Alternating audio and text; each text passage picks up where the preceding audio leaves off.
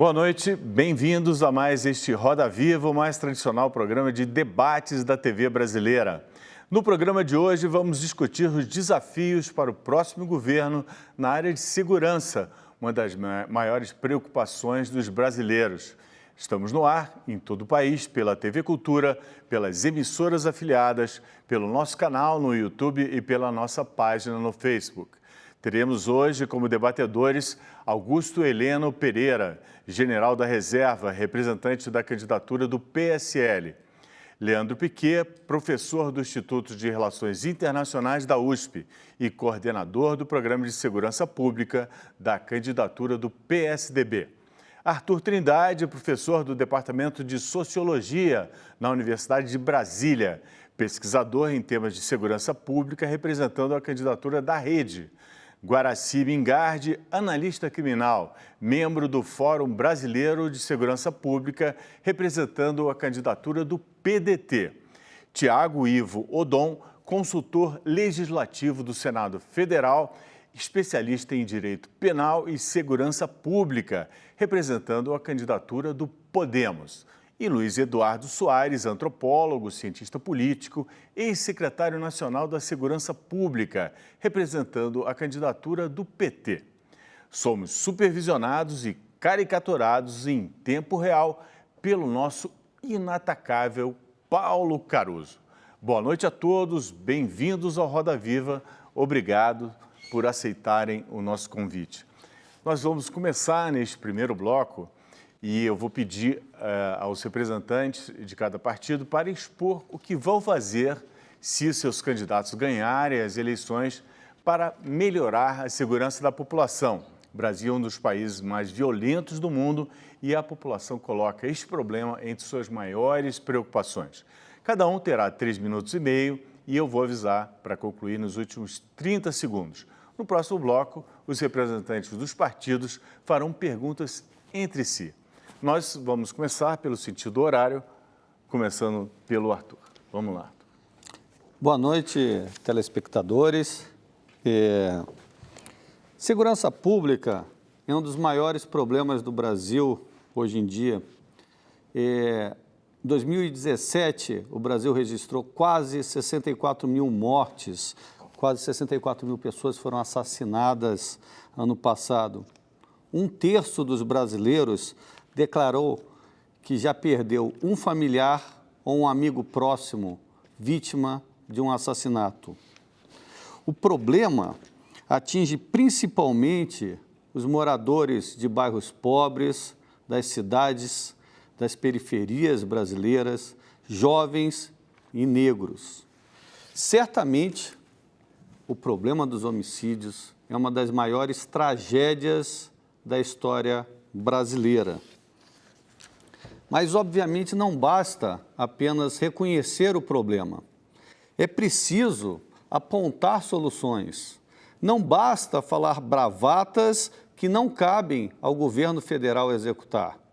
É preciso, sim, dizer o que fazer e como agir. Por isso, o programa de Marina Silva propõe que o governo federal finalmente assuma o protagonismo na área de segurança pública. Que ele assuma um protagonismo buscando os governadores de estado, os prefeitos, para um pacto sobre segurança pública. Que assuma esse pacto dividindo tarefas, induzindo ações, cobrando metas e prevendo resultados. Para isso, o governo federal precisa incrementar algumas ações desde já. Ele precisa reestruturar o seu Fundo Nacional de Segurança Pública. Com esse fundo, o governo federal apoia os estados, apoia os municípios nas ações de segurança pública. Mas não basta só passar dinheiro. O governo federal tem que cobrar metas. Ele tem que cobrar desempenho. Não basta simplesmente entregar os recursos esperando que as coisas aconteçam. Elas não acontecem, porque se fosse assim já teria dado certo há mais tempo.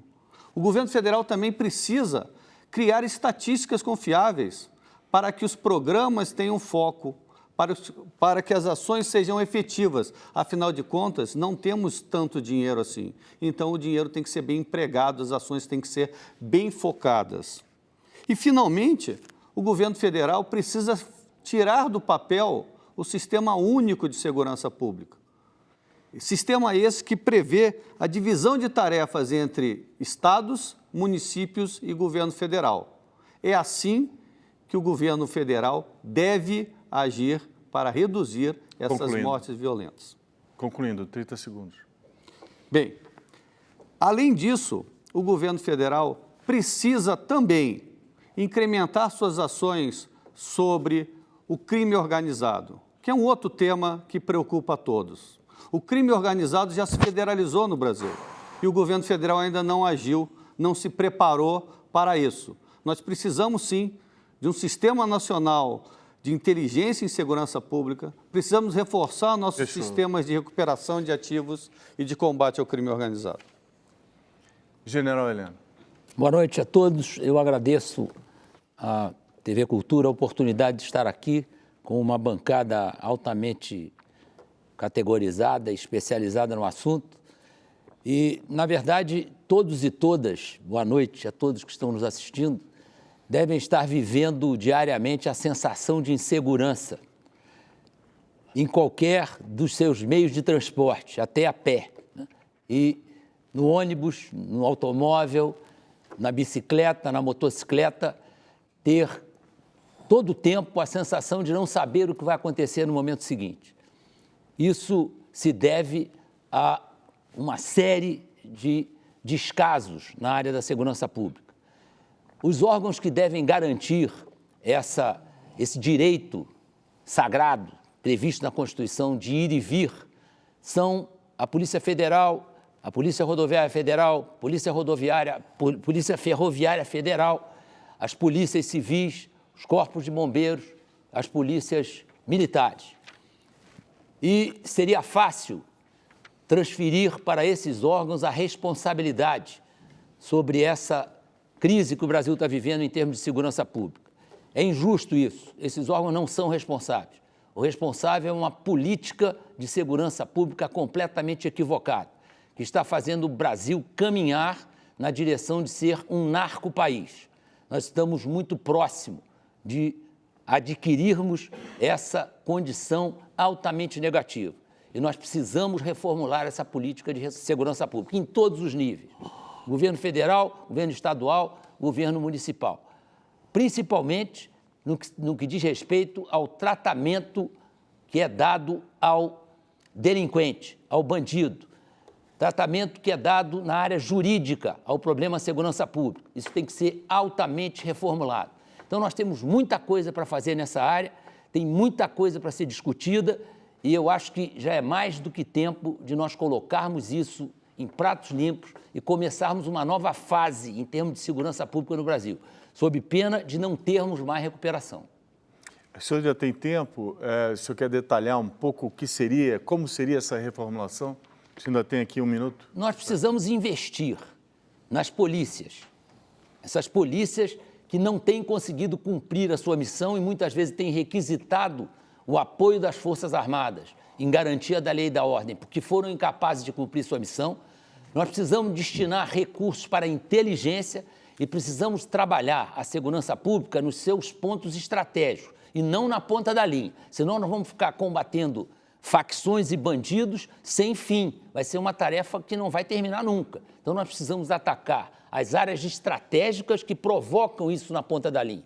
E, basicamente, são as facções criminosas, que estão crescendo, se transformando em empresas e, pouco a pouco, assumindo o comando de inúmeras áreas no Brasil, que hoje podem ser consideradas áreas liberadas. A área liberada, nos manuais de guerra revolucionária, eram áreas onde só se entrava ou atirando ou com o dono da área, no caso, o traficante. Isso está acontecendo em muitas áreas. No Rio de Janeiro é um exemplo típico.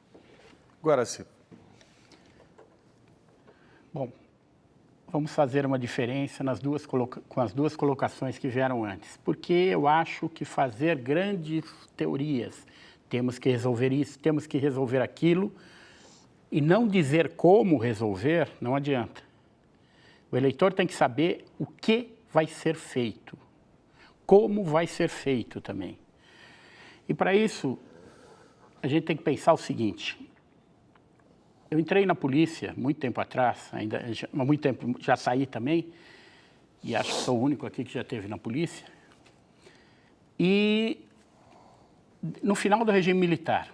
E daquele tempo para cá, a situação tem piorado, era ruim, era o período que eu estava, era o período que eu entrei, era o período de maior corrupção policial que eu vi, e continuou piorando. Ia piorando naquele momento e continuou piorando de lá para cá. Por quê? Porque nenhum dos governos, seja militar, seja civil, assumiu a função de coordenar a segurança pública no país, que é a função do governo federal.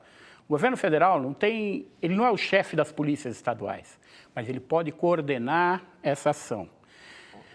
E a ideia que nós discutimos e que o presidente Ciro Gomes aceitou é a seguinte: ele vai assumir esse papel, certo?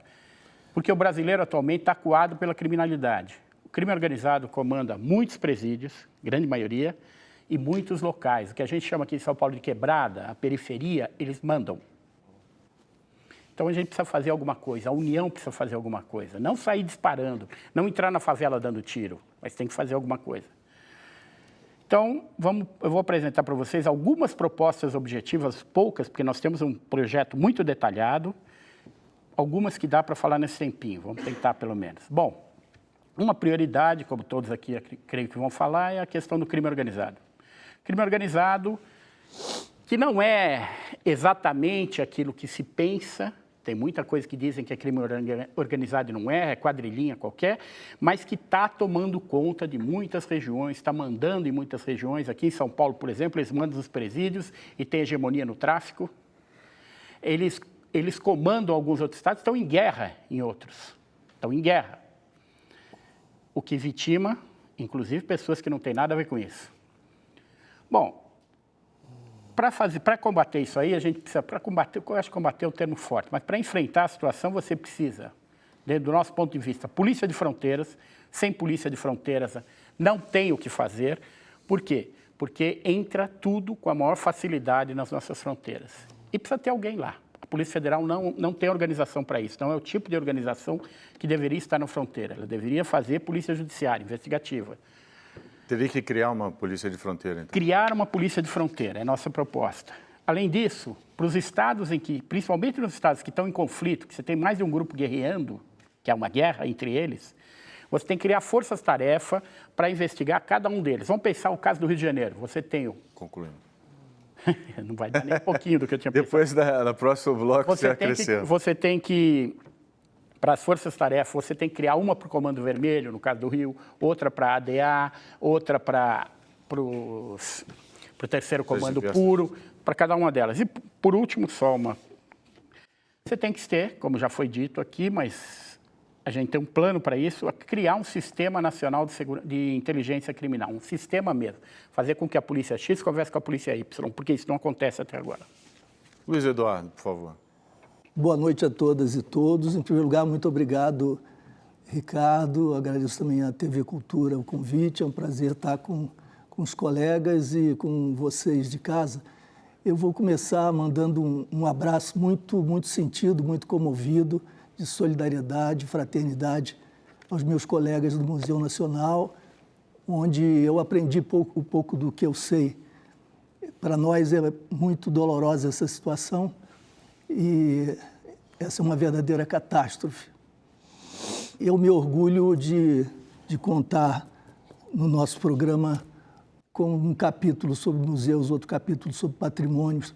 Eu acho que é um momento de nós acordarmos, né? Esse desastre é uma espécie de síntese de retrato do Brasil. O espaço público abandonado, o Estado implementando uma agenda neoliberal selvagem, dilapidando os direitos e avançando, inclusive, com violações sucessivas sobre o Estado de Direito. Nós vamos falar sobre segurança pública e eu acho que é indispensável que nós comecemos refletindo sobre a situação em que nós nos encontramos. Não há Estado democrático de Direito com o presidente Lula preso injustamente E esse é mais um passo do processo de degradação política que começa com o golpe parlamentar. A partir daí, essa agenda violenta, antipopular, antinacional, está liquidando o Brasil. E aquela imagem terrível do incêndio das chamas me apontava para o Brasil que nós estamos vivendo. Central para nós na segurança pública é a questão do homicídio. O Arthur chamou a atenção já desde o início. Nosso foco tem que ser apaixonadamente, obsessivamente a redução dos homicídios. Ano passado foram 63.880 mortes provocadas por ações intencionais, né? Porque eu não estou falando de homicídios quaisquer, né? Não estou falando dos culposos, estou falando dos homicídios dolosos, são os intencionais. Isso é uma verdadeira barbaridade. E nós naturalizamos esse fenômeno, nós estamos convivendo com ele como se fosse aceitável. Talvez porque 71% dessas vítimas sejam negras. Nós estamos falando, portanto, do racismo estrutural brasileiro se evidenciando também aí. Há um verdadeiro genocídio de jovens pobres, jovens negros. Falando nisso, eu me lembro que é importante salientar e lamentar a ausência aqui de um representante do PSOL e da campanha de Guilherme Boulos, que tem um dos programas mais ricos, mais interessantes que já foram elaborados para uma presidência, para uma competição presidencial nesse país. Nós chamamos os 6 primeiros colocados nas pesquisas eleitorais. Mas acho que vale a pena. Infelizmente, aqui é uma imensa perda para todos nós. Ora, antes de nós avançarmos no detalhamento de propostas, porque elas terão de ser reformas institucionais, estruturais e investimentos sociais bastante objetivos, sobretudo na cultura, no emprego, na educação, de forma intersetorial. Concluindo. Antes de nós trabalharmos com esses dados bastante objetivos, nós temos de nos lembrar que o que é fundamental é disputar esses jovens que são vulneráveis ao recrutamento por parte do crime, disputá-los oferecendo políticas sociais bastante objetivas e eficazes. Obrigado, Luiz Eduardo. Piquet, por favor. Muito obrigado. Aqui gostaria de agradecer à TV Cultura pelo convite, pela oportunidade de discutir o tema da segurança pública e também eu espero que nessa noite possamos ter aqui um debate de alto nível técnico, a começar pelo fato de que estamos aqui nessa discussão porque o país vive um ciclo democrático inquestionável no que diz respeito à legalidade do atual processo eleitoral. Não há dúvida de que estamos todos aqui empenhados em encontrar soluções e eu espero que a gente possa aprofundar nessa noite o debate técnico sobre isso. Eu queria dizer que, como coordenador do programa de governo na área de segurança do Geraldo Alckmin e da Ana Amélia, na coligação para unir o Brasil, eu tenho aqui um conjunto de propostas que vou apresentar e discutir com todos aqui nesse encontro. E queria lembrar, assim, como começou o envolvimento nesse tema, nessa discussão. Eu acho que o Estado de São Paulo é um Estado extremamente interessante do ponto de vista da sua evolução ao longo dos últimos anos, no que diz respeito à redução dos homicídios. Quer dizer, foi muito importante aqui observar, desde 97, uma redução que foi de 78% entre 2000, 2001 até 2016, houve uma redução contínua dos homicídios. Nós começamos ali o cenário da década com 44 homicídios por 100 mil habitantes e hoje estamos com uma taxa de 9,5. E nesse processo, quer dizer, desde o início aí da década passada até agora, se nós fizéssemos aí uma conta comparando São Paulo com o restante do Brasil, o que foi observado é que, na verdade, houve uma diferença sempre crescente, o Brasil sempre crescendo, os demais estados do Brasil sempre crescendo as taxas de homicídio, em média sempre crescendo, algumas variações regionais, e o estado de São Paulo continuamente decrescendo. Isso fez com que, nesse período, se a gente comparasse esse resultado, essas duas curvas, o restante do Brasil com o que aconteceu em São Paulo, nesse período nós tivemos assim, foi possível salvar 214 mil vidas no estado de São Paulo. Quer dizer, isso foi um resultado muito expressivo da política de segurança, que eu acho que a hora agora é ver como a gente pode levar isso para o restante do país. Ou seja, são vidas que foram poupadas, né, que foram salvas da morte violenta por um trabalho das polícias, um trabalho técnico, competente das polícias do Estado de São Paulo, do Ministério Público, da Justiça, que também foram muito importantes nisso. E o nosso programa, nesse sentido, é muito claro. Ou seja, nós temos um compromisso aí de atuar na redução desse custo da violência. A violência custa no país 285 bilhões por ano, mais ou menos 4,4% da renda nacional. E a nossa meta é trabalhar com um sistema de metas, um sistema de gestão, com resultados claros, e levando a taxa de homicídio no país para 20 homicídios por 100 mil habitantes nos próximos 4 anos. Eu espero poder detalhar como Vai será detalhar, feito. claro. Temos mais 3 blocos. Por favor, Tiago. Bom, queria agradecer o convite da TV Cultura e parabenizar pela iniciativa, né? Discutir segurança pública, um tema fundamental para a nossa sociedade. E vou tentar aqui rascunhar os pontos principais da proposta do senador Álvaro Dias. Bom, prioridade número 1, como alguns já falaram, redução de homicídios. Prioridade número 1, né? E eu aproveito para dizer que nós temos um estoque de conhecimento que muitas vezes é ignorado, né? No Brasil, por exemplo, foi elaborado um plano nacional de redução de homicídios há alguns anos, né? Apresentado pelo Ministério da Justiça, mas não foi executado, né, pelo governo federal. Então, temos um estoque de conhecimento disponível, né, que mapeia, né, as áreas críticas, né? Se os senhores terem uma ideia, 81 municípios respondem por quase 50% dos homicídios no Brasil. São 4.700 bairros, né? Os dias e horários onde acontecem esses homicídios são conhecidos. Ou seja, é fazer, né? Fazer como? Né? Nossa proposta é método, né? Não precisamos inventar a roda, reestruturar a polícia. Método, né? Então, há evidências aí colhidas aí pela literatura especializada. Nós temos métodos de policiamento voltados para a crítica, né? Mapeamento onde acontece maior incidência de homicídios, né? A gente chama de pontos quentes, hotspots, policiamento hotspots. Isso tem conseguido sucesso aí fora, né? Há evidências muito favoráveis a esse tipo de policiamento, né? Podemos aplicar esse tipo de policiamento. Há outro tipo de método, isso foi aplicado em Pernambuco, né? O Pacto pela Vida, com muito sucesso, né? Conseguiu reduzir a taxa de homicídios de forma bem expressiva nos primeiros anos. Outro método de policiamento é o chamado Problem Oriented, né? É voltado à resolução de problemas, né? Policiamento comunitário que identifica vulnerabilidades sociais, né? Isso foi aplicado em Minas Gerais, né? O Fica Vivo, o programa Fica Vivo. Então, temos experiências boas no Brasil que nós podemos trazer, né? E expandir, né? Se tendo um cérebro federal que aponte, que induza, que capacite, que financie, né? Não precisamos inventar a roda, reestruturamento de polícia, não. É método, né? E para ajudar, né, nisso, precisamos de tecnologia. Hoje temos aí estados apresentando sistemas informatizados de estatística criminal, georreferenciado em tempo real, que mapeiam essas manchas criminais e canalizam a polícia para esses pontos, né? São Paulo, Rio, Pernambuco, né? Então, a tecnologia é fundamental, tanto que a nossa posição é fronteira. O problema da fronteira no Brasil é tecnologia, né? Tecnologia, o CISFRON, né? Concluiu o CISFRON, né? O sistema de monitoramento de fronteiras.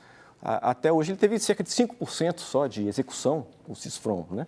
Então, precisa retomar esse sistema, ele precisa ser concluído, né? Então, o problema de fronteira é tecnologia também, né? E outro ponto fundamental também da nossa proposta é olhar para as prisões, né? O sistema penitenciário. Concluindo agora, Tiago, por favor. Bom, eu vou aproveitar esse tempo para concluir e falar do tripé, o que resume bem o que eu disse até agora, né? Eu sempre gosto de repetir isso, né? Nós trabalhamos, a filosofia da nossa proposta de segurança pública é o tripé: indução, capacitação e financiamento, né? O governo federal sendo o cérebro do sistema, protagonismo, induzir políticas fundadas em evidências, né? Capacitar lideranças regionais, polícias estaduais na Academia Nacional de Polícia, né? Guardas municipais, inclusive, né? E financiamento, né? Financiar exigindo metas, exigindo em troca, né? Em linhas gerais, é esse a nossa proposta. Obrigado, Tiago. Então, agora a gente vai para um rápido intervalo, voltamos em instantes com o debate sobre os desafios para o próximo governo na área de segurança. Agora, os representantes das candidaturas vão perguntar entre si. Espere um pouquinho, até já.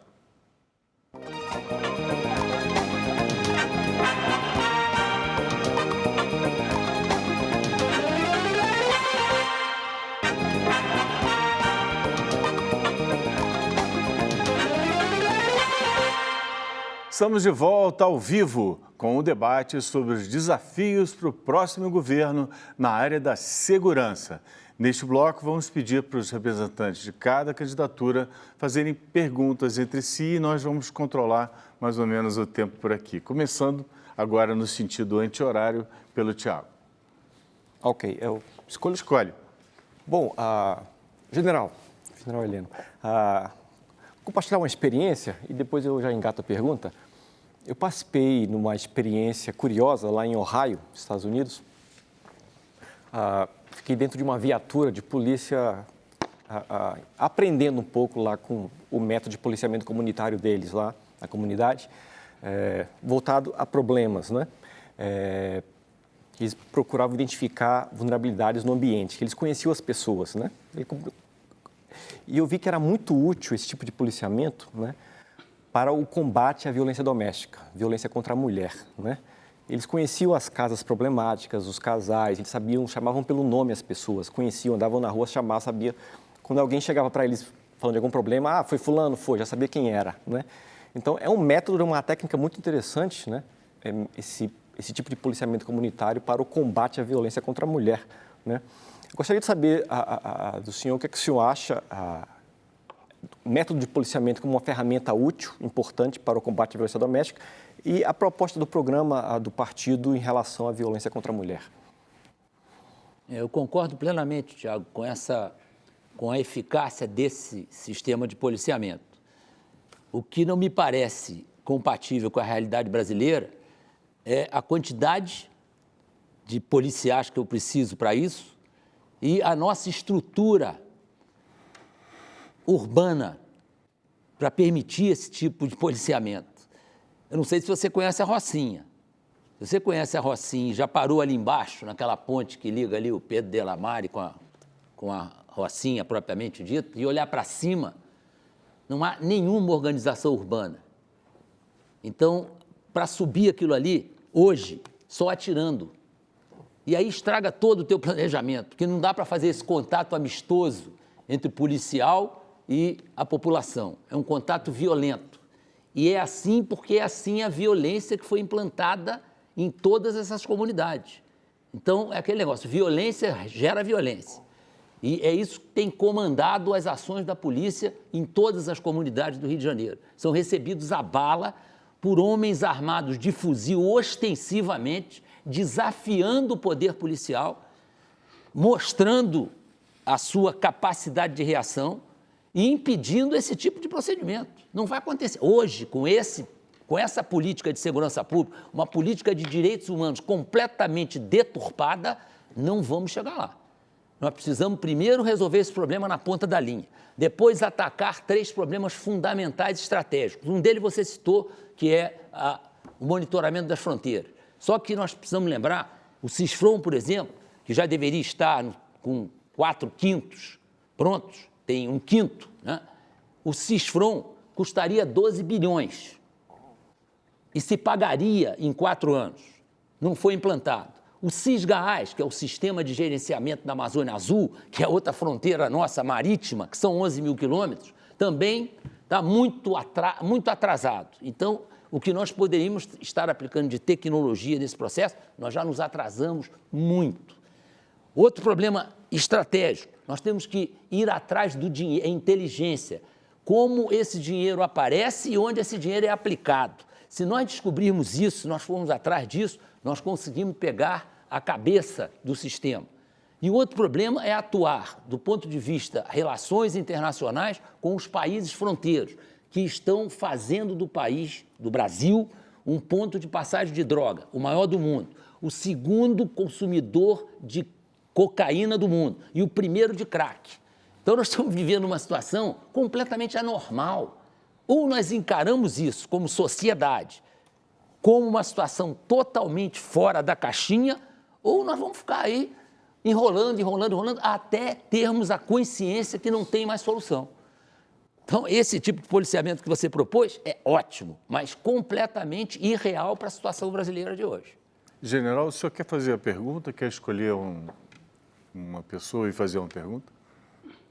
Eu gostaria de perguntar ao doutor Luiz Fernando, ao doutor Luiz Eduardo, a situação que o Brasil enfrenta hoje é fruto de uma política de direitos humanos conduzida de maneira equivocada, né? Onde o bandido é vitimizado, ele é sempre um produto da sociedade, onde a polícia é sempre o bandido, há uma inversão de valores, a polícia é desprestigiada, o policial é considerado como alguém que não tem família, não tem pai, não tem mãe, não tem filho, não tem nada, e o bandido, quando morre, tem enterro, vai todo mundo no enterro do bandido. Então, isso aí me parece uma distorção total da situação criminal, e isso é um país sui generis nisso aí, né? Onde há uma completa inversão de valores. Eu queria perguntar se esses anos que o PT passou no poder, essa implantação que foi feita é até hoje achada que é bastante razoável para o problema. A situação, general, que nós vivemos é trágica e ela foi amenizada pela redução de desigualdades, pelos avanços sociais que são mais do que reconhecidos no Brasil e fora do Brasil. Foram realizados pelos governos Lula, que foram os melhores governos da nossa história.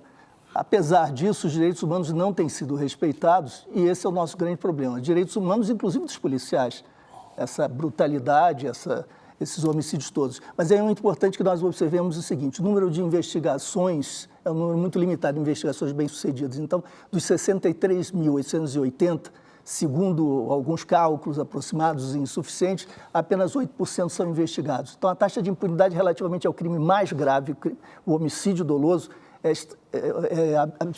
absurdamente alta. No entanto, nós não somos o país da impunidade, porque nós temos a terceira população carcerária do mundo e a que cresce mais velozmente nas últimas décadas. Nós já temos 724 mil presos e esse é um cálculo conservador. E por que acontece isso? Porque a polícia mais numerosa que está nas ruas brasileiras 24 horas é a polícia militar. Ela é proibida de investigar. Pelo artigo 144 da Constituição, ela não pode investigar, mas ela é pressionada a produzir. O que ela entende por produzir? Prender. Então, ela prende. Se ela não pode investigar, como é que ela prende? Em flagrante delito. Por isso, quase 90% dos nossos presos estão presos em flagrante delito. E a imensa maioria desse grupo que tem crescido mais no interior do sistema penitenciário, que já cresce com tanta velocidade, é o subgrupo formado pelos que transgrediram a lei de drogas, 28% a 29%. Entre as mulheres presas, que são 42 mil, 62% estão lá por transgressão à lei de drogas. E por que acontece isso? Claro, se a polícia militar não pode investigar e ela tem de prender, se sente instada, pressionada a fazê-lo, ela joga a rede e colhe o que os varejistas, eles não estão organizados, segundo os dados disponíveis, eles não estão organizados, eles não usavam violência, não estavam armados. General, eles não estavam armados. Aqueles que se impõem pelo terror às suas comunidades, que são armados e ferozes, etc., esses não estão, sobretudo, não estão no sistema penitenciário. Os que estão sendo presos aos milhares, às dezenas de milhares, às centenas de milhares, são jovens negros, pobres, que simplesmente faziam um ganho com a substância ilícita. Por isso, a questão chave para nós, fundamental, é que nós compreendamos esse casamento perverso entre um modelo policial que nós herdamos da ditadura e que é perímetro irracional, absolutamente disfuncional, e uma lei de drogas que não funciona. Nós precisamos rediscutir profundamente com a sociedade brasileira e promover reformas. É claro que o presidente da República, o presidente Lula, com Haddad, não serão capazes, porque isso não compete ao Executivo, de resolver mudando a Constituição, o artigo 144. Mas isso vai ter de ser enfrentado. E eles podem liderar o processo de debate, de discussão, para que nós formemos um consenso mínimo em torno da necessidade da reforma. E, paralelamente, investir na redução das desigualdades, no emprego, no acesso à renda, educação, cultura. De forma objetiva, se dispuser de tempo, nós vamos adiante nesse ponto. Você pode perguntar. Tem tréplica? Ele pergunta... E aí você pode aproveitar na sua... mais tarde de algumas coisas que foram ditas que... Vamos lá. Eu gostaria de perguntar ao Arthur, qual é a sua opinião, Arthur, sobre essa dificuldade imensa que há para que se promovam mudanças na segurança pública? Você veja, o Brasil é um país dinâmico, muda às vezes para o mal, mas muda celeremente. Mas essa nossa área... ela parece congelada. Né? Qual é a sua avaliação, sua interpretação das causas que poderiam redundar nesse resultado? De fato, se tem uma área que nós caminhamos muito pouco em termos de mudança, de modernização, nesses últimos 30 anos, foi a área de segurança pública, né? A área de saúde mudou bastante, né? Foi criado o SUS, né, o Sistema Único de Saúde, que é um grande passo, né? A maior cobertura pública de saúde do mundo, né? A área de assistência social também caminhou, a área de segurança pública não, né? E ela não caminhou por vários motivos. Ela não caminhou primeiro porque a Constituição engessou a segurança pública, né?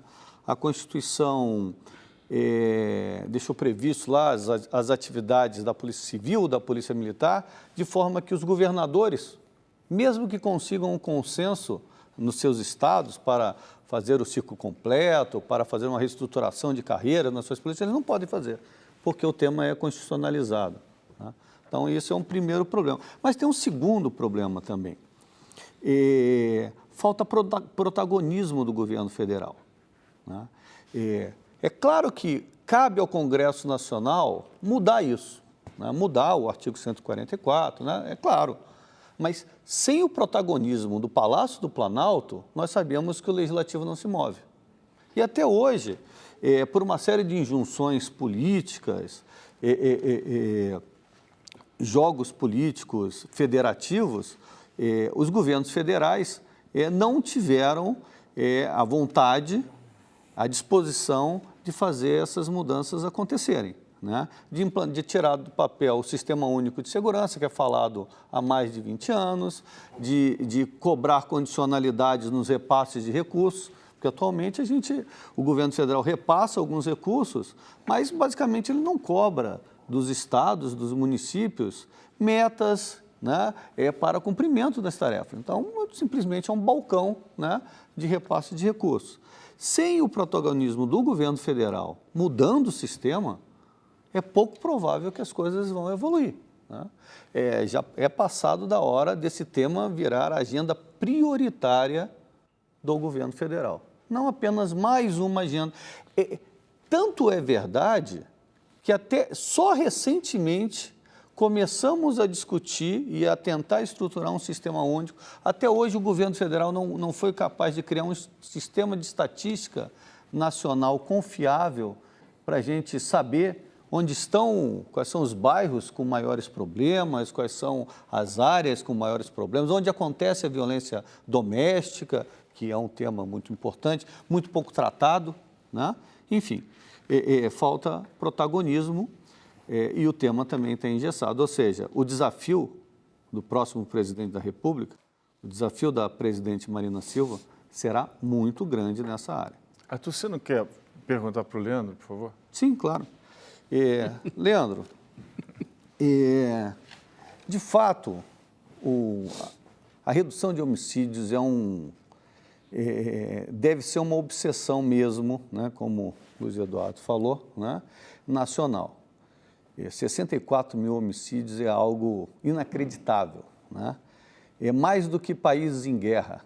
É um drama, não é só um drama contado em termos de perda econômica, mas é um drama nacional de famílias. Uma morte acontece e vai ter uma mãe, vai ter uma esposa que vai ter que segurar a barra em casa dos filhos que ficaram. Mas também tem um outro problema, que é o crime organizado, né? O crime organizado começa a se organizar nas cadeias, né? Começa no Rio de Janeiro, depois em São Paulo, e hoje o crime organizado se federalizou, né? Ele está na região norte. Ano passado tivemos uma série de rebeliões de presídios, ele está na região nordeste, Ceará, Rio Grande do Norte. Minha pergunta, Leandro, é a seguinte: o que fazer com o crime organizado? Porque veja o caso do PCC. Ele começou em São Paulo, não foi contido e agora ele se espalhou pelo Brasil todo, né? O que fazer? Arthur, só para lembrar o seguinte, essa ficção de que o PCC é produto da política de segurança de São Paulo, ela é errada. Então, é uma afirmação totalmente errada. O que promove a expansão do crime organizado no país são as oportunidades em torno dos mercados ilícitos que se apresentam.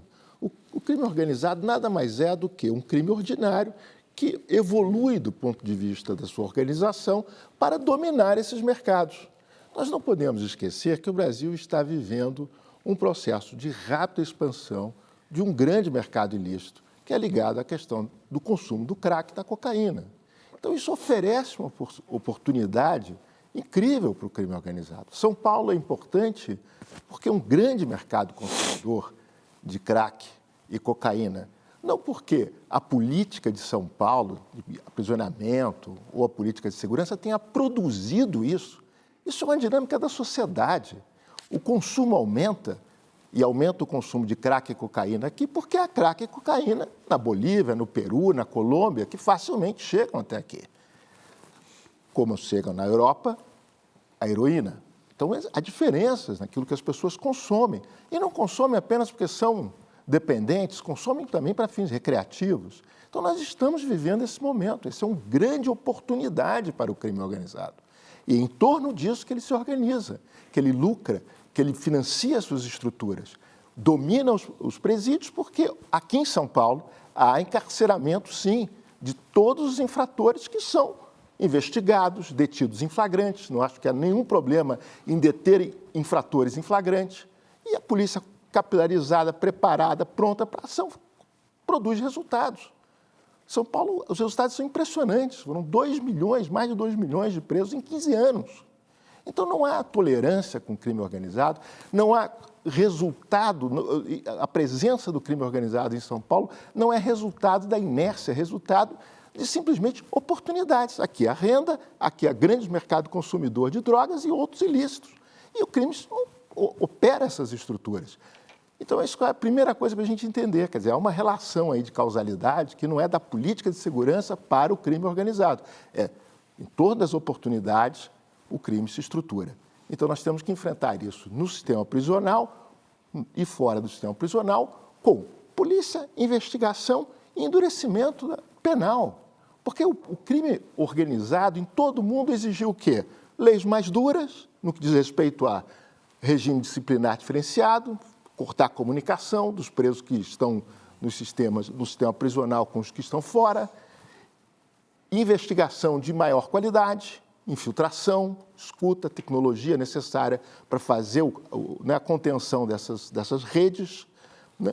E, principalmente, policiamento ostensivo, trabalho de rua, né? Trabalho que leva a informação a partir da cooperação com o cidadão, com a população, até o sistema de segurança, e isso promove uma resposta adequada. Então, acho que é isso. Acho que é isso que a gente vai fazer. Trabalhar para o endurecimento das leis no que diz respeito especificamente àqueles que estão envolvidos com crime organizado e cometem crimes violentos. Vamos trabalhar para o aumento da capacidade de investigação do Estado e vamos produzir uma maior presença no país por meio de uma Guarda Nacional que vamos organizar exatamente para ajudar na contenção da fronteira e do fluxo de produtos ilícitos pelo país. Você não quer perguntar para o Guaraci? Quero perguntar exatamente para o Guaraci. Eu acho que o programa, nós temos aqui um ponto parecido nos programas do PDT e do PSDB no que diz respeito à questão de uma organização de uma nova instituição policial. Vocês propõem a organização de uma polícia de fronteira e nós estamos propondo a organização de uma Guarda Nacional em termos aí de uma Guarda Militar Federal, certo? Mas a minha pergunta para você, Guaraci, é o seguinte: a Guarda de Fronteira, quanto tempo leva para se organizar? Como vai ser feito isso? É difícil organizar uma instituição policial, treinamento, investimento, leva tempo. E quando você fala em fronteira do jeito que falou na sua introdução, me dá a impressão que a aposta é num certo isolamento do país. Quer dizer, toda a nossa fronteira terrestre, ela é muito porosa e a nossa dinâmica econômica exige maior integração com os vizinhos. O nosso futuro é a integração, é o compartilhamento de bens, comércio, rotas de todos os tipos. Então, como é que essa polícia de fronteira vai atuar, vai se organizar e como ela vai se inserir dentro do contexto de expansão de uma América do Sul cada vez mais integrada? Bom, vamos pensar primeiro nas diferenças. A proposta de vocês é criar uma Guarda Nacional que tem atribuições muito diferentes. Vamos pensar na Guarda Nacional Americana, não tem nenhuma atribuição, uma coisa voluntária, não é uma polícia. Nosso modelo é o francês. Não. Uma Guarda Nacional francesa. A França tem duas polícias. A Polícia Nacional, que não é uma guarda, e a Gendarmerie. São duas polícias, não tem guarda com essa função. E tem o seguinte, vocês pensam numa Guarda Nacional Militar. Não, nós estamos pensando numa polícia de fronteira civil, uniformizada e civil. Você citou o exemplo da França, quem faz a polícia de fronteira é a Polícia Nacional, que é civil. Tem os uniformes e tudo mais, mas é civil. A Gendarmerie trabalha no interior e nas cidades pequenas. É isso. Então, nossa proposta de polícia de fronteiras é para fazer o seguinte. Dois dos colegas aqui falaram da tecnologia, tal. É muito bom, mas só ela não pega ninguém. Se você não tiver uma presença ali, passa tudo como que tiver que passar. Precisa de gente na fronteira, nós não temos. Saiu um artigo recente falando que a Polícia Federal, gente da Federação dos Policiais Federais, falou que eles têm 1.000 policiais em toda a fronteira brasileira e a boa parte deles em trabalho administrativo, ou seja, você não tem polícia. Você não tem polícia. E uma polícia de fronteiras não fecha a fronteira. A polícia de fronteira funciona para impedir determinadas coisas ou tentar impedir, porque nenhuma polícia vai fechar. Os Estados Unidos têm 3.000 quilômetros de fronteira, se não me engano, com o México. Ele tem a Border Patrol, que é uma polícia especializada para ali. Eles não conseguem fechar tudo, mas diminui o fluxo. E é isso que nós pretendemos, fazer com que se torne cada vez mais difícil você colocar armamento pesado, drogas aqui. A preocupação com contrabando e tudo mais já é outra coisa, pode ser usada a polícia, mas também você tem a Receita Federal para isso, né? Agora, eu vou dar um exemplo, pegando um pouco, cutucando aqui um pouco o general que está do meu lado, a questão da tecnologia, como não funciona para determinadas coisas. O ano passado, 2 militares do Exército roubaram não, se apropriaram no caminhão do Exército, em Corumbá, foram até a Bolívia, compraram meia tonelada quase de cocaína e vieram para São Paulo. Eles ficaram afastados 7 dias e passou um caminhão do Exército para lá e para cá. Aquele pedaço que eles passaram, perto de Corumbá, é uma das regiões mais visadas pela tecnologia. O caminhão passou para lá, passou para cá, eles foram presos pelo DENARC, porque tinha um informante aqui em São Paulo. Interessante, general, é que eles ficaram 7 dias, mas 6, 7 dias ausentes e com caminhão e ninguém deu conta disso. Então você precisa de uma polícia lá. Você precisa de alguém que veja isso e que o sistema de inteligência de fronteiras tem que ser baseado em alguém que trabalhe lá. Não é alguém que fique 6 meses lá, outros 6 meses numa reserva indígena, outros 6 meses lá na, sei lá o quê, na polícia financeira, coisas do tipo. Você tem que ter a polícia. Não adianta ter só o drone passeando por lá. Você tem que ter a polícia. Guaraci, obrigado. A gente vai fechar e a gente volta para os comentários aqui de cada um, que eu tenho certeza que todos vão... Eu não pergunto, então. Não, você pode perguntar, claro. E o Thiago foi o que falou mais, sim. Falou menos, o Thiago. E a gente vai para o próximo bloco, a gente volta já já com o debate sobre os desafios para o próximo governo na área de segurança. Aguarde só um instante.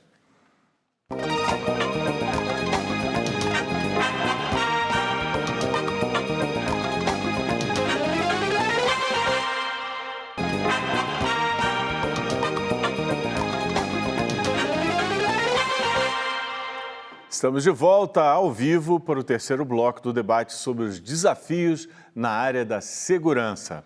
Vamos começar, então, com a pergunta do Guaraci, que não fez pergunta no bloco passado. Vamos lá, Guaraci. Quem você escolhe? Vou perguntar para o general. Tem uma questão que está subjacente a toda a proposta do seu candidato, que é uma questão de um pouco de militarização daquilo. E a militarização não deu certo em vários lugares quando você trata de segurança pública. Não funcionou no Haiti, o senhor esteve lá, funcionou para diminuir um pouco, mas agora voltou ao que era antes. eles estão com cerca de 30, o mesmo número do Brasil, de homicídios por 100 mil habitantes. Você tem vários... No México foi um desastre, porque a militarização do combate ao tráfico de drogas levou o Exército para o tráfico de drogas. A segunda ou terceira maior organização lá, os Zetas, é toda de gente que veio do Exército, que estava lá para combater o tráfico. Então, como você pode trabalhar uma questão de militarização da segurança pública, vendo que as coisas não deram certo no passado? Olha, não me parece que haja essa intenção por parte do deputado Bolsonaro. A militarização da segurança pública tem sido episódica, como manda a Constituição, e por incompetência de algumas polícias que o governador é obrigado, a duras penas, a declarar publicamente que a sua polícia é insuficiente, é ineficaz ou é inexistente. Isso aí tem provocado o acionamento das Forças Armadas para a garantia da lei e da ordem, que é uma missão prevista na Constituição. Então, não há intenção de militarizar a segurança pública. Ao contrário, a ideia é fortalecer as polícias, integrar as polícias, por exemplo, a Polícia de São Paulo. Eu ontem conversei com o oficial da Polícia de São Paulo. A Polícia de São Paulo é mal equipada, é mal paga, sabidamente mal paga, das mais mal pagas do Brasil, né? E esse desempenho da Polícia de São Paulo tem sido colocado em dúvida, que muita gente, alguns especialistas dizem que a redução de homicídios foi porque aqui a hegemonia do PCC fez com que se reduzisse drasticamente os homicídios. Mas a Polícia de São Paulo é uma senhora polícia, não tenha dúvida, sempre foi. Mas hoje há uma insatisfação enorme com o atual governador, o ex-governador. Bom, além disso, nós temos alguns pontos aí que nós precisamos considerar nesse aspecto de segurança pública. Primeiro, a insegurança jurídica. Ninguém tocou aqui que não houve tempo. A insegurança jurídica do país é um negócio assustador. O policial não tem segurança para trabalhar. Existe uma tal de audiência de custódia que é uma brincadeira, né? A mesma coisa acontece com relação às regras de engajamento. As regras de engajamento existentes hoje são incompatíveis com a situação de violência que nós temos. A grande preocupação, a grande exteriorização de comportamento que o interventor do Rio de Janeiro, João Braga Neto, colocou na última entrevista dele, é a irracionalidade do bandido hoje no Rio de Janeiro. Eles têm um comportamento irracional, ele tem comportamento de grupo terrorista. Eles estão enfrentando a polícia cada vez com mais, vamos dizer, aferramento ao terreno, com mais intenção daquela reação ser violenta. Isso está aumentando porque eles são hoje fanáticos. Eles hoje são fanáticos. Então, insegurança jurídica. Uma coisa que ninguém também fala nunca, né? Porque não convém falar. Por que algumas polícias se meteram tanto em corrupção, em desvio de conduta? Como é que pode um governador, que é o comandante da Polícia Militar e dos Bombeiros, como é que pode um governador cobrar da sua Polícia Militar atitude de lisura, de comportamento? Como é que o presidente da República pode cobrar das suas polícias, porque afinal de contas ele também orienta os governadores em relação a isso? Como é que ele pode cobrar comportamento quando eles não dão o exemplo? Isto é um ponto que eu tenho certeza que o deputado Bolsonaro vai exercer com muita rigidez. Exemplo. Então, como é que pode o Rio de Janeiro cobrar exemplo do policial que acabou de sair de uma escola de formação, às vezes feito às pressas para firmar o PP, quando ele vê o seu governador e secretariado metido em todos os crimes possíveis? Então, se nós mudarmos a situação do exemplo, eu acho que nós já vamos conseguir mudar bastante essa situação da segurança. E o nosso sistema carcerário também, que é outro troço desastroso, né? A gente vai voltar para esse assunto. O Leandro, ele foi citado, no momento depois fala, e o Tiago falou pouco da outra vez. Por favor, seus comentários aos diversos programas ou a quem você escolher, por favor. Eu gostaria de retomar um tema. Foi citado aqui facções criminosas, foi citado o sistema penitenciário, né?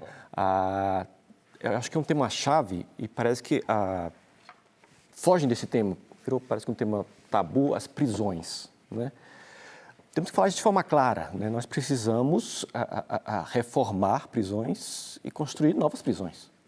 Nós temos um problema crítico no Brasil, facções criminosas, elas se alimentam de um sistema penitenciário falido, né? Então, se o Estado não consegue oferecer um serviço prisional de qualidade, né? Se ele não toma conta daquele território, o mercado negro vai oferecer o serviço. É o que as facções fazem lá dentro. Elas vão oferecer o advogado, elas vão oferecer a higiene, a televisão, a cama extra que você não tem, né? Então, temos prisões superlotadas, né? Em que o ambiente prisional há 28% de chances maiores de você adquirir uma tuberculose, por exemplo, falta de higiene.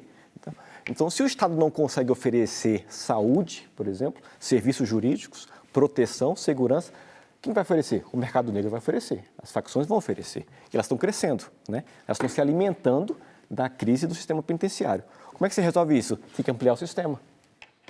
Você tem que separar estrategicamente os presos, né? Você tem que reformar as unidades, né?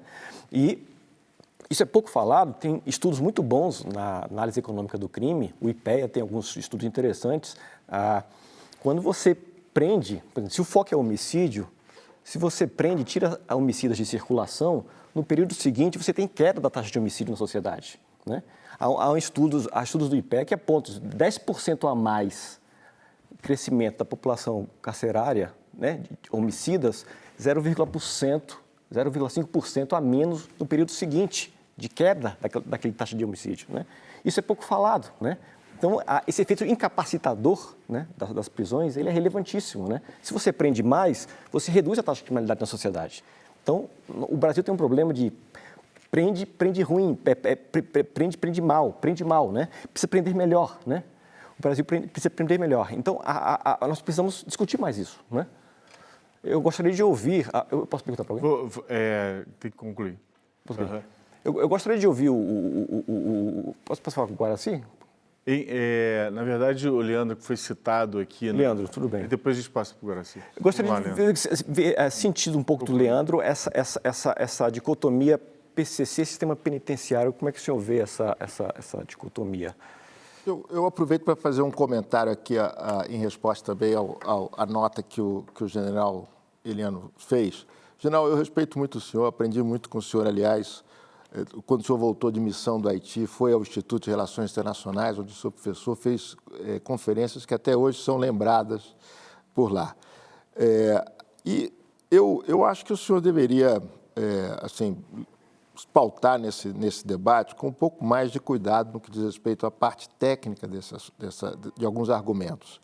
Em primeiro lugar, afirmar que a Polícia de São Paulo é mal equipada, quer dizer, é um exagero. Quer dizer, o salário está baixo, porque responsabilidade fiscal é uma coisa muito séria em qualquer governo do PSDB e assim foi mantido com rigor, com pagamento em dia, mas com muito rigor no que diz respeito a aumentos e concessões de qualquer tipo com relação a salários. Agora, no que diz respeito ao equipamento, eu vou lembrar, quer dizer, não existe polícia no Brasil comparável à Polícia Militar de São Paulo, no que diz respeito ao Copom, que é a central de atendimento, não existe polícia comparável no que diz respeito ao uso de tecnologia como o Detecta, certo? A integração do sistema de vigilância eletrônica, que é público e privado no município de São Paulo, quer dizer, são exemplos inquestionáveis de uma liderança que é natural até pelo porte econômico que o Estado de São Paulo tem, mas São Paulo, de maneira nenhuma, pode ser apresentado num debate nacional como exemplo de falta de equipamentos adequados ou de falta de condições de prover segurança. Se há um Estado que tem condições, é São Paulo, e tem feito bom uso disso. Isso é a primeira coisa. No que diz respeito à questão do crime organizado e o sistema prisional, eu queria dizer simplesmente o seguinte: todas as principais lideranças do PCC estão encarceradas, estão presas em Presidente Bernardes, cumprindo os regimes disciplinares diferenciados duríssimos. Então, mais uma vez, general, quer dizer, flertar com essa tese de que existe conluio e que o crime caiu em São Paulo porque o PCC domina, isso é o pior da expressão da irresponsabilidade de alguns acadêmicos diante desse problema, que não olham com rigor, com dados, com evidências empíricas para o que foi produzido aqui. Então, acho que vamos tratar as coisas dentro do seu devido lugar. E, mais uma vez, assim, com todo respeito, general, porque realmente não é uma retórica. Eu sou um admirador do senhor, da missão, da liderança que o senhor teve em toda a Minustah. Foi emblemática e marcou a geração de que se dedica a esse tema, com certeza. Uhum. Vamos passar para um comentário que o Guaraci queria fazer, é isso? Não, ele que Quer fazer uma pergunta para mim, né? Comentário. Isso, você quer fazer uma pergunta para o Guaraci? Eu ia explorar essa relação de crime organizado com o sistema penitenciário, né? Eu queria ouvir a opinião de alguns, mas eu gostaria de ouvir a opinião do... Então, vamos fazer o seguinte, a gente faz uma pausa agora e a gente volta para os diversos comentários em seguida, tá bom? Okay. Vamos, então, para um rápido intervalo, estaremos de volta para o quarto e último bloco do debate sobre os desafios na área da segurança. Voltaremos num átimo.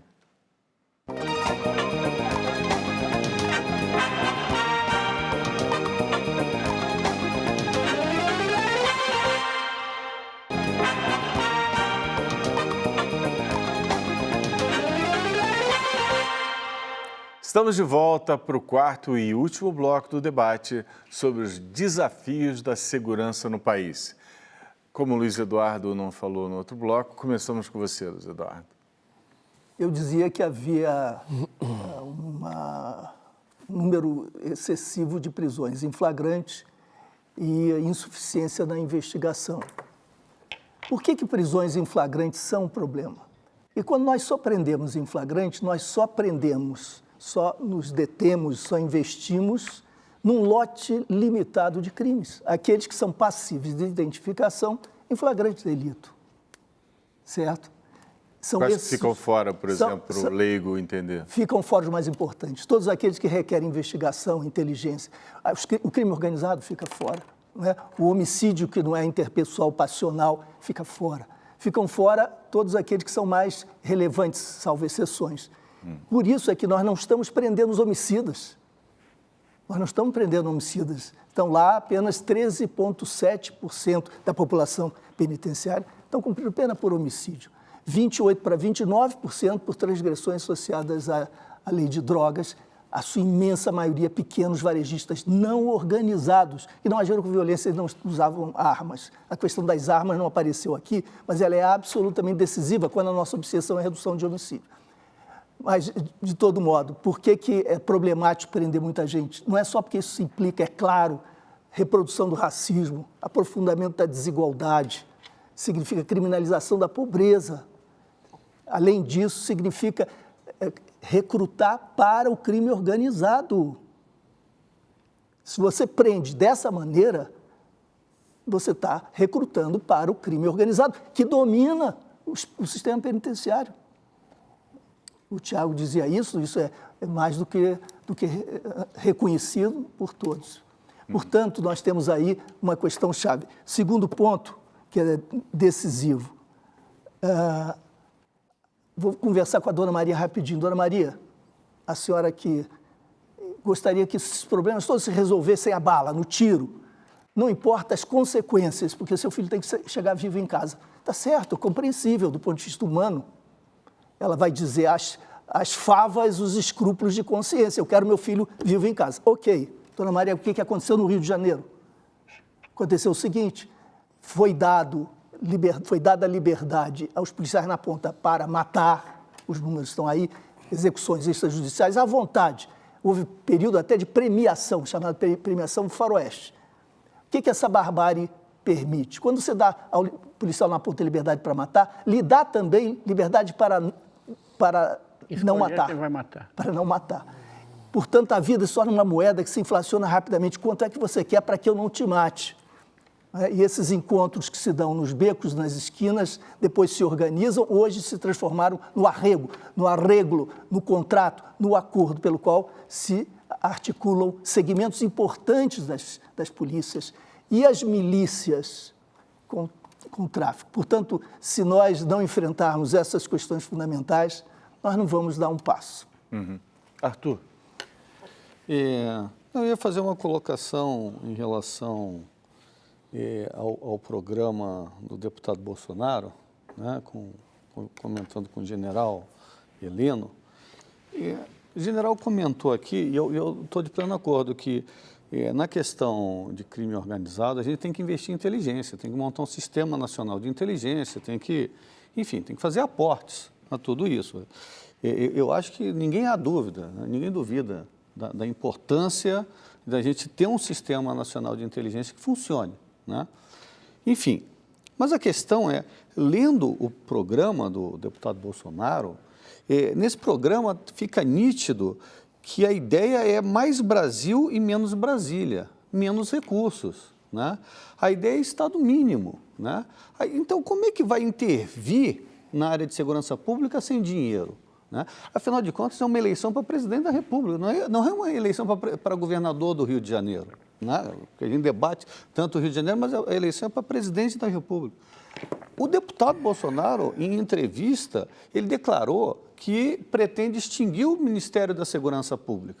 Ora, se o problema da segurança pública é grave, como é que vai extinguir o Ministério da Segurança Pública? Se não vai ter dinheiro para a segurança pública, que é o grande instrumento do governo federal para induzir ações, cobrar resultados, etc., como é que vai fazer, por exemplo, que os policiais do Rio Grande do Norte não saiam para trabalhar com os coletes vencidos? Porque isso é grande verdade, né? Você tem diversas unidades da federação, policiais trabalhando com as condições péssimas de trabalho, né? Coletes vencidos. Tem estados da federação que não pagam seguro de vida para os seus policiais. E a gente fica aqui fazendo bravatas, falando, dizendo, e como é que vai fazer? Só tem um jeito de fazer isso, é exigindo contrapartida dos estados. Você quer receber dinheiro para reformar suas prisões, você quer receber dinheiro para melhorar seu sistema de inteligência, etc., está aqui. Está aqui o Fundo Nacional, que é um fundo garantido, né? Não tem contingenciamento, como o Fundo Penitenciário, mas tem contrapartida. Você vai ter que fazer uma reestruturação da sua carreira, do plano de carreira de policiais, vai ter que dar melhores condições para esses policiais trabalharem, vai ter que criar DEANs para lidar com a questão da violência doméstica, enfim. A questão toda a ideia parece boa, mas não casa, né? Não casa com o plano econômico. Parece que tem dois planos aí que estão em conflito. Um plano econômico, que é menos Brasília, menos governo federal, e um plano de segurança pública, que é mais investimentos, coisa que eu acho que todos nós concordamos aqui. General, quer comentar?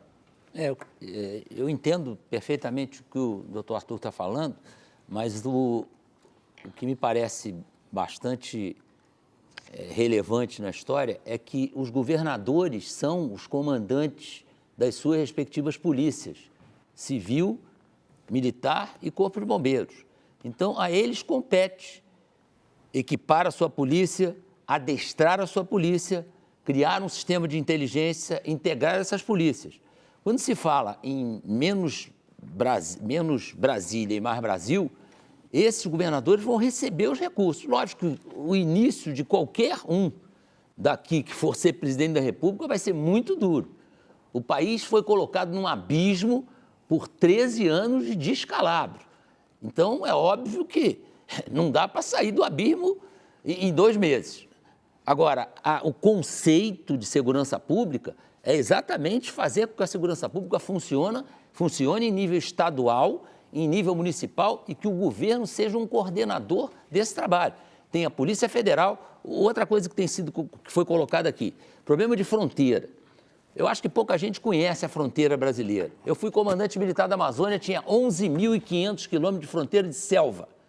Tá? 11.000, e tinha 16 agentes da Polícia Federal. Ou seja, era quase um nada, né? Além disso, nós temos mais 6.000, são 17.000 quilômetros de fronteira, são 17 vezes a distância Rio-Brasília.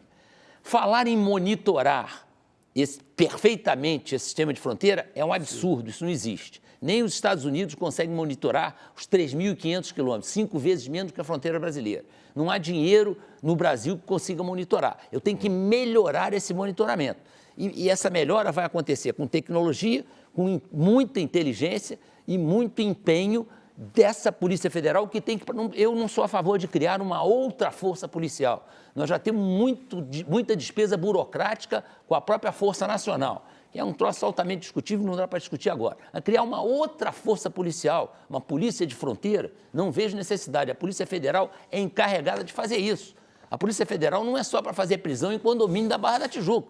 Agora, ela precisa se voltar para a fronteira. Também não é culpa dos policiais federais. Eles, quando vão para lá, eles vão dispostos a trabalhar. Não têm condições, são mal assistidos. Então, esses problemas é que o trato do homem da polícia, ele é sempre colocado em segundo plano, porque a política de direitos humanos é justificar a bandidagem. Então, a polícia tem que ser fortalecida, a polícia tem que ser prestigiada, todas as polícias. Leandro. Ok. Eu acho que avançamos aqui em alguns pontos interessantes. Eu queria destacar a importância de termos um sistema de metas nacionais para a redução de crimes mais graves, principalmente homicídio, e também um sistema de metas para a redução de crimes como roubo de veículo, principalmente, que é um crime que afeta muito a segurança em todo o país. E acho que isso é um objetivo importantíssimo no que diz respeito ao desafio que temos de coordenar as instituições de segurança no plano nacional e produzir resultados no curto prazo. E eu acho que essa sensação de que não vai dar certo, que alguns, eu acho que no público sentem essa sensação de que são muitas palavras e poucos resultados, muitas vezes. Acho que a gente tem que olhar para aquilo que deu certo no país. Não é só São Paulo que funcionou, não. Eu acho que São Paulo deu um bom exemplo de redução de homicídio. Enquanto o Pacto pela Vida esteve funcionando e bem comandado pelo governador Eduardo Campos, também produziu resultados muito importantes. Eu acho que o Rio de Janeiro, durante o período das UPPs, produziu resultados muito importantes, ou seja, gestão produz resultado.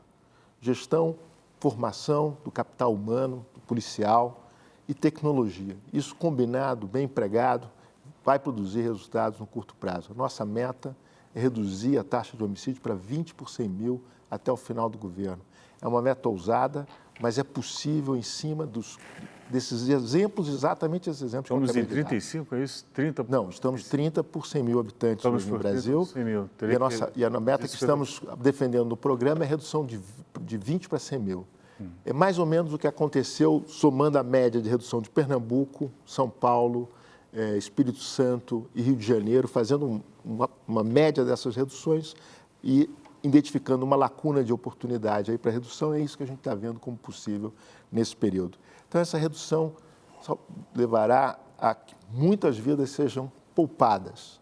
Mais uma vez, o número que São Paulo mostra, em 15 anos, 214 mil vidas foram poupadas. Uma cidade do tamanho de Petrolina, vive aqui em São Paulo, pessoas pobres, simples em primeiro lugar, jovens que poderiam ter tido uma morte violenta e não tiveram.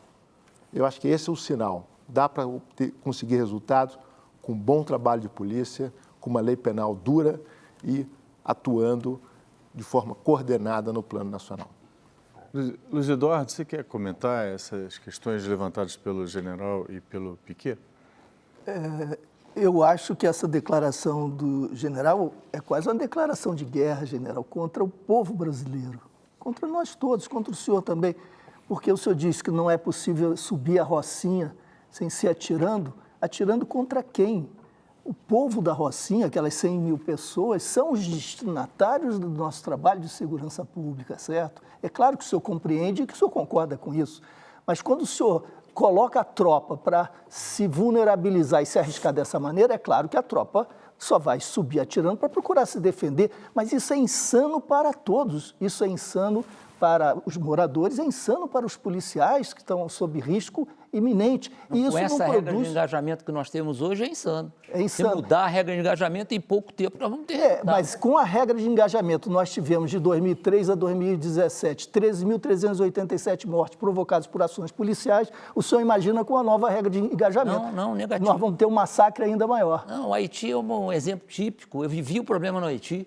A regra de engajamento do Haiti era uma regra muito mais flexível e rapidamente foi resolvido. O Haiti não é aqui, general. Não é Nesse Haiti, caso aqui. não é aqui. Nós estamos comparando regras de engajamento em situações de crise, em situações de insegurança, onde a população do Haiti era parecida com a nossa. Desculpe, eu vou concluir, mas só quero dizer o seguinte, não é esse o caminho. O caminho é disputar os jovens, oferecendo a eles oportunidades, emprego, trabalho, educação para valer. Nós temos 11 milhões de jovens na idade de 15 a 24 anos que nem trabalham, nem estudam. 11 milhões no Brasil. A questão, portanto, de atraí-los para o sistema educacional, para o ensino médio, é absolutamente crucial. Isso é muito mais importante do que submeter os policiais ao risco extremo e a população inocente ao risco extremo.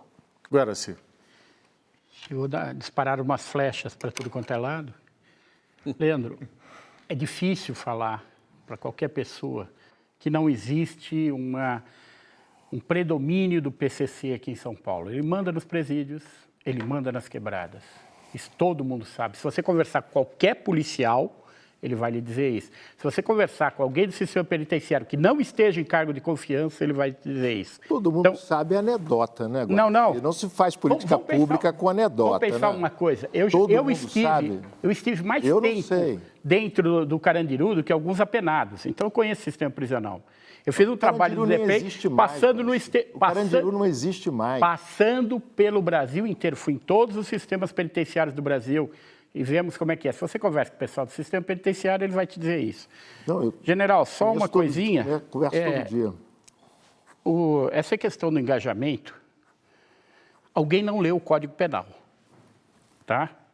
Que é o seguinte, já está previsto lá que uma morte não teria problema em estrito cumprimento de dever legal ou exercício regular de direito. Então, você já tem uma regra de engajamento que diz que quando o policial está matando legalmente, não está executando alguém, ele está no direito dele, ele não será julgado. Aí, não, veja. A interpretação disso aí tem sido muito desvantajosa para o policial. Aí, o que acontece? A proposta do seu candidato é criar legislação sobre isso. A legislação já existe. Não precisava criar outra. Não é criar legislação. Talvez seja discutir a aplicação, mas não criar. Sim. E eu não sei se eu tenho mais tempo. Rapidinho. Falar rapidinho. Tem duas coisas que nós não falamos aqui direito. Começamos a falar, mas a questão da defesa da violência contra a mulher é um problema que a gente tem que encarar de alguma forma. Foi mencionado, mas aquilo que você mencionou existe aqui. Esse negócio de passar na casa de mulheres vítimas de violência, você tem a Ronda Maria da Penha há bastante tempo, vários estados têm. Então, nossa proposta é a ampliação das Rondas Maria da Penha, que é um dos pontos. Delegacia da Mulher e abrigos para a mulher vítima de violência, financiados pelo governo federal em vários pontos que não tem nada. Uma rede de atendimento, ampliar a rede de atendimento a mulher em situação de violência e criar um protocolo nacional para o atendimento. A mulher vai, como ela vai ser atendida na delegacia, pela PM, lá no serviço médico e tudo mais. Você tem que fazer tudo isso, senão você não faz nada. Tiago, um minutinho para você encerrar. Bom, eu acho que o ponto central aqui é o custo de oportunidade para o criminoso é baixo no Brasil. Temos que aumentá-lo, né? Então, nós temos aí uma taxa de resolução de crimes muito baixa, né? A Associação Brasileira de Criminalística fala de entre 5% e 8%, ou seja, de cada 100 homicídios que acontecem no Brasil, apenas 8 chegam ao judiciário, né? Temos uma justiça congestionada, né? Uma taxa de 74% de congestionamento, ou seja, processos que iniciaram nos anos anteriores e não foram concluídos, uma justiça congestionada. Temos prisões superlotadas. Ou seja, o custo de oportunidade para o crime é baixíssimo no Brasil, né? Então, há uma estrutura de incentivos que incentiva o crime. Nós temos que resolver isso, né? Com método, polícia atuando junto, as polícias atuando conjuntamente, né? Integradamente, metas compartilhadas, metas semanais, metas mensais, metas anuais, inteligência, né? Gabinete de gestão integrada, né? Precisam reativá-los, né? Então, com bom método, com capacidade de liderança política, é possível fazer. Infelizmente, nosso tempo acabou. Agradeço a participação do general Augusto Heleno Pereira, do Arthur Trindade, do Luiz Eduardo Soares, do Leandro Piquet, do Guaraci Mingardi, do Tiago Ivo Odon e do nosso cartunista Paulo Caruso. Agradeço também a você que nos acompanhou até agora e na próxima segunda-feira o Roda Viva vai promover um debate sobre os desafios da infraestrutura. Boa noite, boa semana e até segunda-feira.